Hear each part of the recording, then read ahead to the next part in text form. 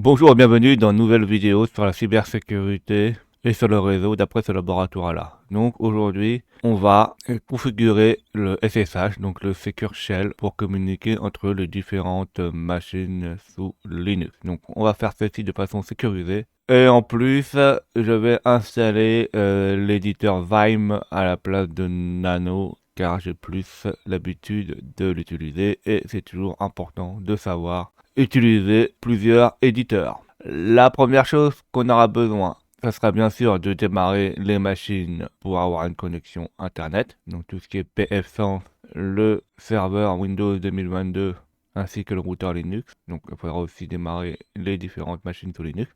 On aura besoin de différentes adresses IP des machines pour bien configurer. Donc on fait 92, 38, 60, 241. Donc ça, on sait que c'est le extranet. Le 192, 68, 60, 253. Alors pour le routeur Linux, on peut prendre une des trois IP de plusieurs cartes réseau, c'est pour ça. Et le serveur de base de données qui est en 192, 168, 60, 234. Donc serveur base de données. Donc, comme j'ai dit, là, il faut que toutes les machines soient allumées. On va sur les différentes machines Linux. Donc là, on va sur extranet. Donc sur extranet, on se log. Et on va installer Vim en faisant un sudo apt install Vim. On confirme en faisant yes. On attend l'installation. Et voici le Vim est installé. Donc on va faire la même chose sur les autres machines. Donc on va faire la même chose sur le routeur. Donc on se connecte. On va installer Vim. On peut apt install Vim. Donc là c'est sur du Ubuntu, Debian. C'est pour si sur d'autres distributions, ça sera autrement. On fait la même chose sur le serveur de base de données. On installe Vim. On confirme. Et donc Vim est installé. Là, la prochaine étape, ça sera de installer OpenSSH Server. Alors, la plupart du temps, il est déjà installé. Donc je vérifie. Ah, si je vérifie moi. Donc là, il dit qu'il est déjà installé, donc c'est bon. Donc il est démarré. Mais le problème, c'est que l'installation par défaut n'est pas très bien sécurisée. En fait, l'une des meilleures choses à faire sur l'OpenSSH, c'est qu'il ne demande pas de mot de passe et qu'en plus on puisse se connecter à partir des clés, donc à partir de la clé publique, et ne pas accepter la connexion en mode root. Donc comment faire ceci et par quel ordre il faut le faire, hein? Parce que le problème c'est qu'il faut générer les clés et si on met la protection par clé alors que les autres clients n'ont pas encore donné leur clé, on ne pourra pas se connecter. Donc il faudra toujours garder le mode avec le mot de passe pendant un certain temps et après on met avec les clés. Qu'est-ce qu'il faut faire en premier? La première chose c'est de générer les clés. Donc pour générer les clés on fait un SSH keygen. Donc là on peut laisser ici pour la clé privée. Alors, on peut protéger par une phrase ou pas. Donc, on peut mettre une phrase si vous voulez. Ce sera toujours plus sécurisé de mettre une phrase. Donc là, c'est bon. Alors pour vérifier que nos clés, elles sont bien générées, donc si on fait un LSA, on voit bien qu'il y a un répertoire qui s'appelle .ssh. Et si on va dedans, .ssh, et qu'on regarde les fichiers, on a alors les clés autorisées, c'est là qu'elles seront mises pour autoriser nos clients à se connecter dessus. Donc il n'y a rien. Mais là, on voit qu'on a deux clés. Donc on a ID underscore RSA, qui est la clé privée. Donc il ne faut surtout pas la donner à personne. Cette clé-là, elle sert à déchiffrer les données et on a une clé publique qui sert à chiffrer les données. Donc là, on a les clés qui sont générées. On va faire la même chose sur les autres serveurs. Donc là, on l'a fait sur la base de données, on va faire sur Linux, routeur. Donc on met le mot de passe. Donc c'est généré. On fait la même chose sur l'extranet. Donc là, on va générer la clé. On met le mot de passe. Et là, toutes nos clés sont générées. Alors, on va configurer en premier la base de données. Alors, la première chose, c'est qu'on peut un peu renforcer le SSH avec le mot de passe au début, pour éviter un peu le brute force. Là, ça sert juste le temps de configurer les machines. Alors, comme je vous ai dit, on va utiliser Vime. Ça sera un peu plus simple pour moi. Et puis pour vous, ça vous apprendra des choses. Sudo, donc on a un administrateur Vime. Donc la configuration du SSH se trouve dans etc ssh ssh dconfig.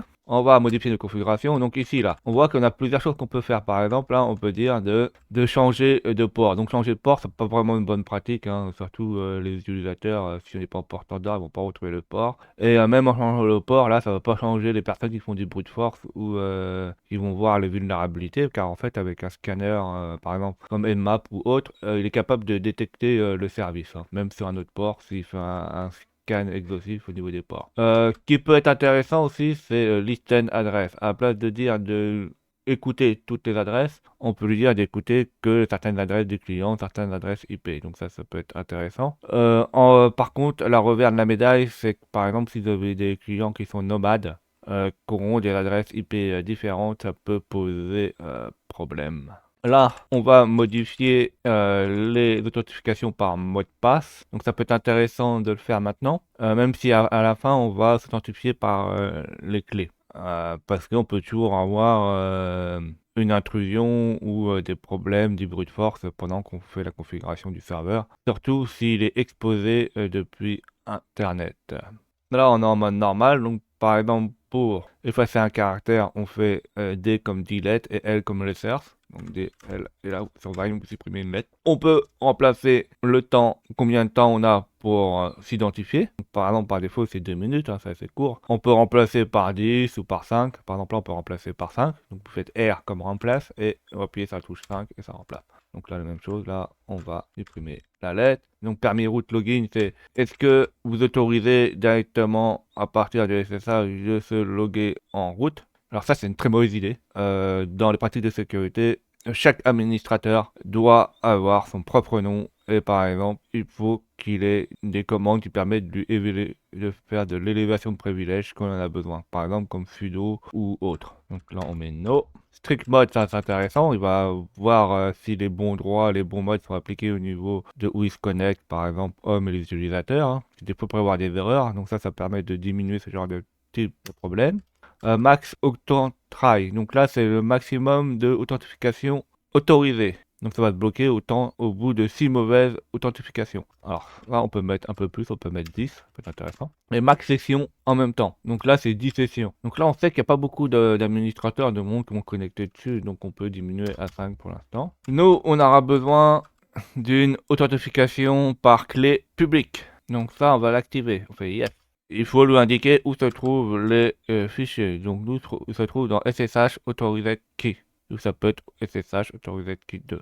Donc ça, vous pouvez le laisser comme ça. Alors, vous pouvez laisser le 2, vous pouvez le supprimer, vous pouvez faire comme vous voulez. Et là, il nous demande Password Authentification. Donc ça, on met yes pour l'instant. Et après, à la fin, on mettra no quand on n'en aura plus besoin. Donc là, on voit que notre fichier de configuration est configuré, mais pas encore été pris par SSH. Donc on quitte. Alors on peut écrire le fichier avant en faisant W et quitter en faisant Q. Là on a juste enregistré la configuration, on l'a pas appliqué. Donc SSH c'est un service, donc on peut dire de le redémarrer. Donc on fait un sudo service SSH restart.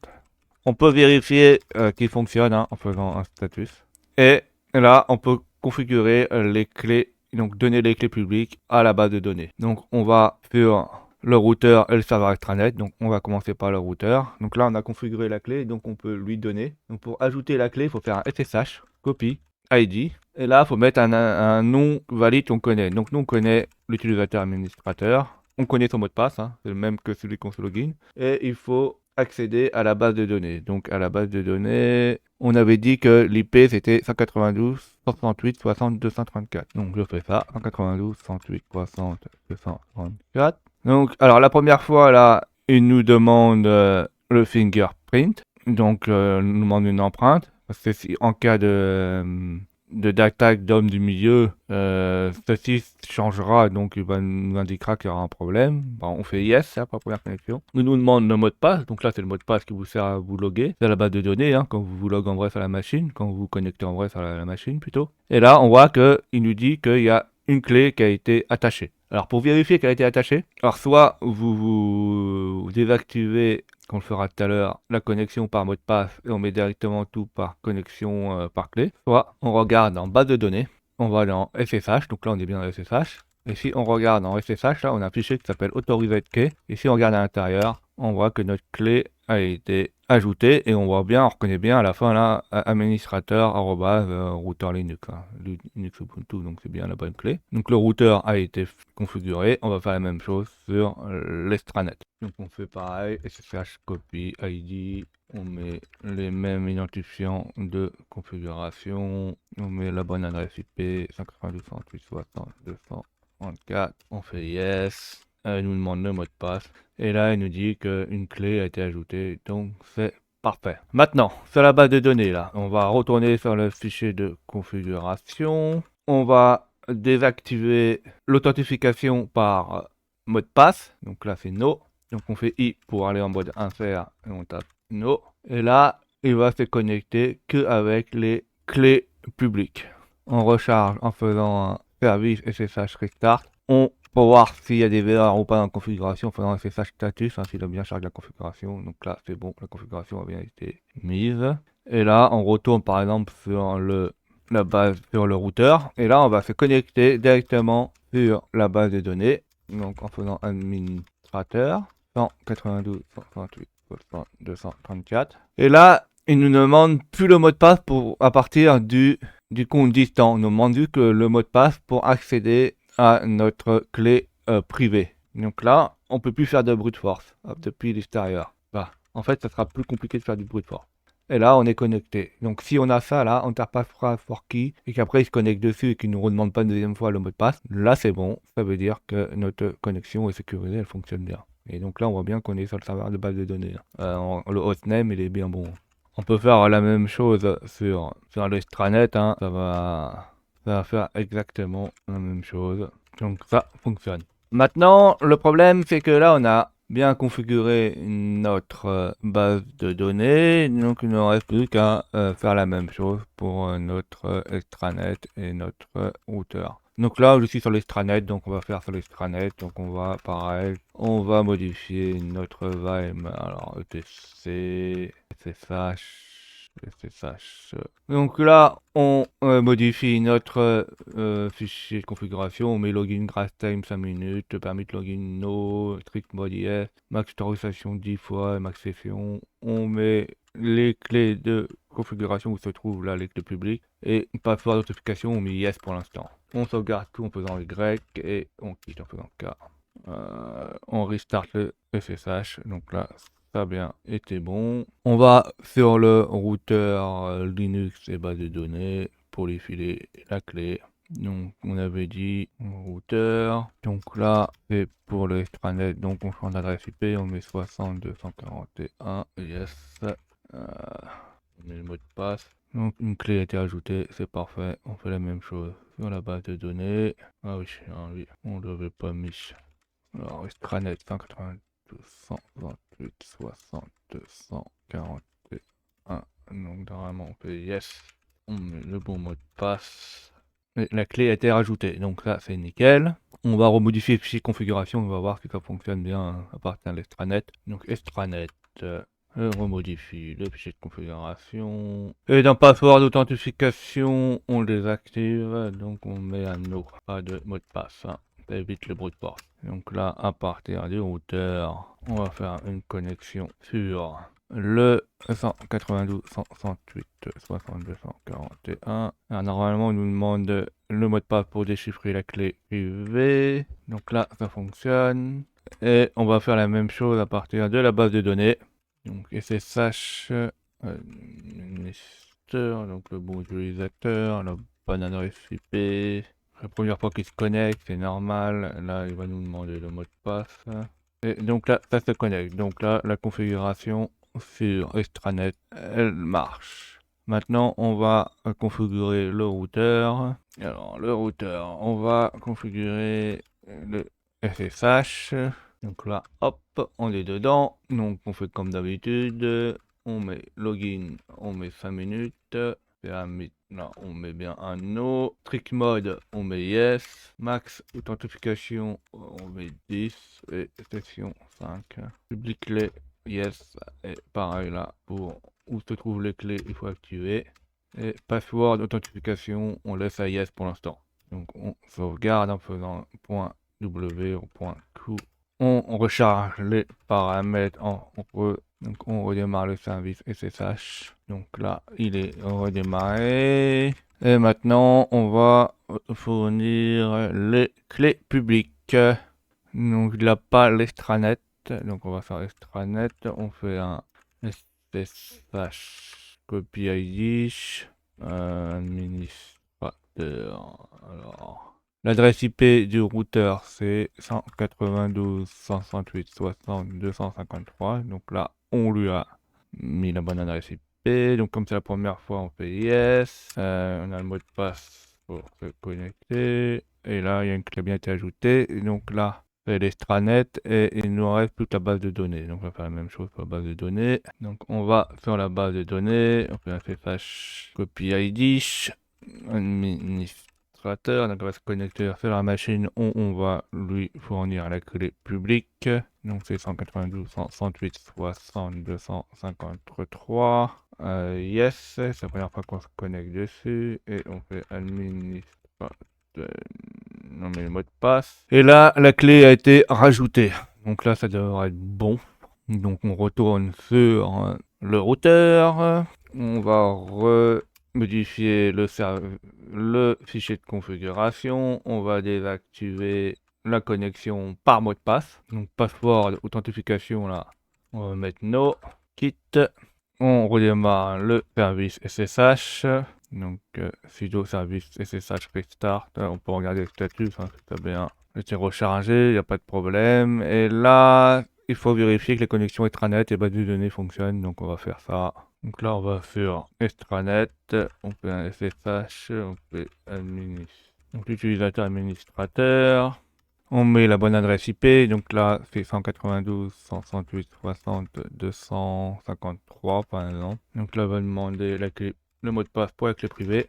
Et là on est bien connecté sur le routeur. Donc là ça fonctionne à partir du extranet. On va le faire à partir de la base de données. Donc SSH administrateur, donc pareil, la bonne IP. Alors là, faut bien comprendre, hein, c'est le mot de passe de la clé du fichier dans la base de données. Hein, c'est pas. J'aurais pu mettre aucun mot de passe, mais bon, c'est toujours mieux de mettre des mots de passe. Et si la personne arrive à décoder la clé privée, c'est très grave. Il y a une compromission du serveur où il y a ces clés-là et qu'il récupère la clé privée et qu'il n'a pas besoin de la décoder, bah c'est mort, il pourra se connecter comme il voudra. Donc là, on voit qu'il a réussi à se connecter. Donc tout fonctionne.